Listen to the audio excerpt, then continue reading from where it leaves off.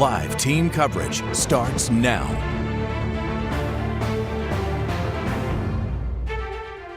It's just a sick feeling in your gut. Yeah, it's a punch to the gut, and it just don't go away. The National Guard came in and we waited so we could get out safely. I was not leaving my dog behind. So I got my puppy and here we are. I want to welcome you now to our continuing coverage of Hurricane Milton here on 10 Tampa Bay on this Friday morning at 9 a.m. Good morning, everyone. I'm Jamison Euler. I'm Caitlin Lockerbie. This 9 a.m. special edition as we track the aftermath of Milton here across the Tampa Bay area. Thanks for sticking with us here. We've got a lot to get to this hour and several updates for you as well. Right now, this is a very deadly storm. Unfortunately, 16 people have died, at least 5 of them in the Tampa Bay area, 2 from St. Pete, 1 in Tampa, 1 in Polk, and 1 in Citrus. Yeah, thousands of people still without power. Crews are hard at work to get it back on. If you're seeing us for the first time since you lost it during the storm, we want to welcome you in, of course. Hopefully everything is okay for you and you're staying safe. Cleanup is underway throughout the Bay Area as well. Now twice the work since we're dealing with Helene and now Milton damage.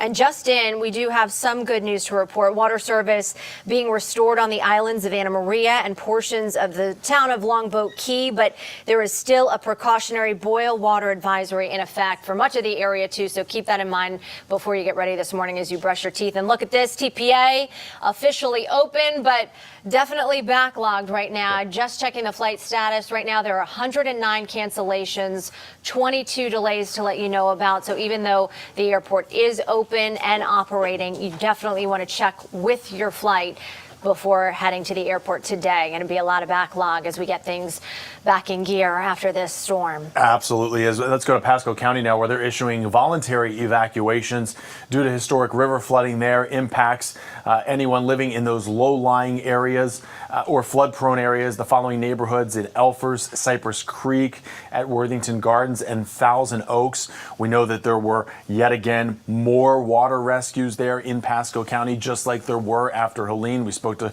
Sheriff Chris Nacco yesterday in that area of Trinity that they were working on. So a lot of work still to be done, because now we have to worry about river flooding. And that's when we're going to turn now to meteorologist Amanda Pappas with more on that. Amanda? Good morning to you guys. So yeah, talking about all that river flooding in Pasco County. Let's look at Anclote. Right now, they're at a major flood stage. Look at this, seeing that flood stage right now, that river level is at 26.56 feet. Look at that. So 26.5 feet there. We really do see that this major flood stage is getting pretty close to that previous record of about almost 28 feet of water. So it's cresting right now. So that means as we head into tomorrow that all these river levels, the water levels are going to gradually begin to drop, which is great news for us. But right now they're at that major flood stage. I'll be talking about the rest of the rivers as well, all across our Bay Area, especially north of I-4. That's where we saw what Hurricane Milton brought really was that freshwater flooding threat, and that's why a lot of our rivers to our north are the ones at that major flood stage. Meanwhile, the ones to the south, not as much, just because we saw less in terms of those rain chances. Now, speaking about rain, we're completely dry out the door other than a few couple of showers over towards Highlands County, but aside from that, really looking great overall. We're going to get to what we have out the door right now, which is tons of sunshine. It's a beautiful day outside. We continue to see some sunshine, mix of sun and clouds, and much cooler temperatures. I'll have a look at those temperatures outside now and for later on in that 7-day forecast, all in just the next couple of minutes. But right now we got to talk about traffic, get you out there on the road. I know lots still going on there. Oh my goodness. Good morning to you all. So glad you're joining us here on 10 Tampa Bay. We are looking at I-275 at Bush Boulevard. If you're going to be headed into Tampa, or maybe you have some loved ones expected to be on the roads, expect a very congested ride. Right now things are looking okay, but it's starting to get busier than what we saw just about in the last hour. Southbound headed into Tampa along 275, you may run into some stop and go traffic as so many people are trying to head back into our area. Take a look at our road weather hazards map. There are a lot of things that could potentially be blocking your drive this morning, and that includes things like trees along our roadways, a lot of traffic lights that are out, some streets are flooded, and you may see a lot of debris as well. So take it easy and treat stoplights, if they're not working, treat them as a 4-way stop sign. All right, back to you guys. All right, thank you so much, Sarah. Yeah, really important there because a lot of those stoplights, as we were coming into work today, you saw these, you come up with these intersections and then all of a sudden you see that they're out. So everybody's got to treat that as a four-way stop and it gets a little bit dicey. But here's the big problem today. Gas in a great need today.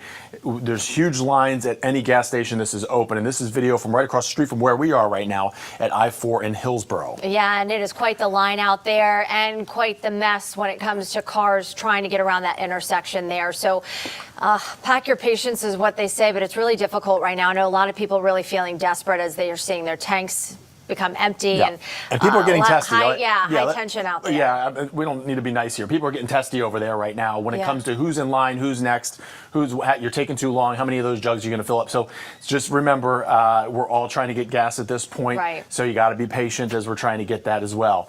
Yeah. All right, and if you can maybe avoid staying off the roads for a little while longer, we're going to hope that those tanks get filled up. All right, let's send things over to Rob Hackford. He's been monitoring Sarasota. The other big part of the story today is so many people, hundreds of thousands of us across the Tampa Bay area without power. So the crews behind you are a welcome sight right now, Rob.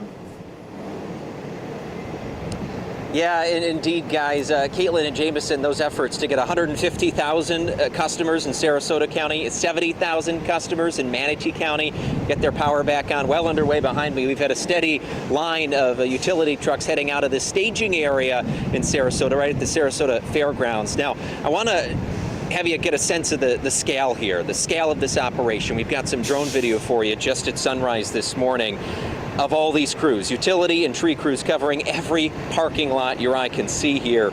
At the back of the fairgrounds, living quarters have been set up for crews who will be spending days in Southwest Florida, if not a week or more, helping with this massive effort. Damage assessment started for Florida Power and Light yesterday as soon as the winds died down, and that assessment ongoing today, as you might imagine. Cleanup underway as well because of that. Now, also restoration, as we mentioned, tens of thousands of folks have had their power turned back on. A lot of people, though, are still waiting. We know that. We were without power in Venice this morning. For communities that haven't had their power turned back on, we asked Florida Power and Light what their strategy is going forward. With areas that serve critical facilities, so your hospitals, your police, and your fire stations. Then we move on to main community thoroughfares that have community essentials like gas stations, pharmacies, and grocery stores. Those facilities that are really necessary for the community's restoration and not just the energy grid. While we're doing that, we're getting thousands of customers back up online. Then we move to the very tight, difficult pockets where maybe it's a community's out because trees have just toppled all of the lines there that take hours to get the lights back on. Our crews are working relentlessly there until every single customer is restored.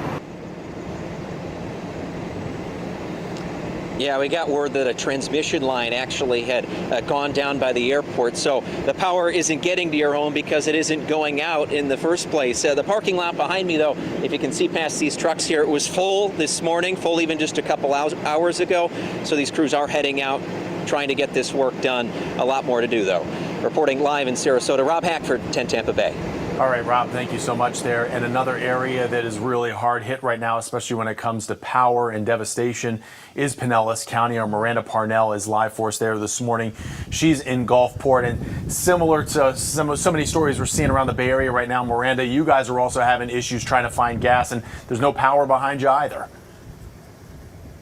That's right. I spoke to a woman today who said she was not really impacted by Hurricane Helene. And then now with Hurricane Milton, she has no water, no power, no sewage. And she says she also has a leaking roof. So it's been a true 1-2 punch for this community.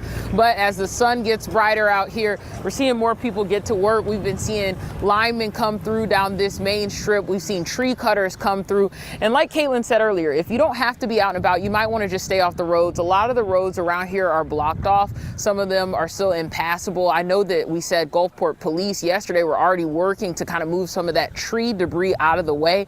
But if you don't have to be out, you don't want to. One, there's a shortage on gas around here. And then two, there's still just so many hazards in the roadway. Just down the road, we saw them cut down a tree that was leaning. So right now in the street over there, they are having to work on breaking that tree up. So if you can stay home, stay out of your car, just go ahead and do that, because, you know, this this devastation that we saw with Helene has now just blended in. It's hard to tell what is from Milton and what is from Helene, but either way, the folks here in Gulfport say that they are ready to get to work, rebuilding, restoring their community. We talked to a gentleman today who said he was in Colorado, came down here to help because he was living in this community as recently as May, and he said he knew that it was going to be an all hands on deck situation, and he wanted to make sure that he was there for these people as they start to rebuild. So that's been the key here in Gulfport, and we'll keep walking around and talk to some other folks today to find out where things are for people who are living in Gulfport.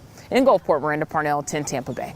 Thanks, Miranda. We appreciate the update there. You can see people with their cameras out outside. I know it's heartbreaking for our community, too, to see what is such a beautiful waterfront there, really in shambles right now as we work to put it back together. Also, another note, in the St. Pete area, a lot of people with spotty cell service and internet out as well, making it hard to communicate. So let your loved ones know that you're okay when you can. And I know you can find some Wi-Fi hotspots and outside of like Publix and Walmart, too. Yep. And you can actually find a lot of help right here at 10tampabay.com/recovery. There you can find county by county information that'll help you recover from this storm. Whatever it is you need, there's a lot of resources there for you. If you have a question, there's answers there for you as well. 10 Tampa Bay will be back right after this.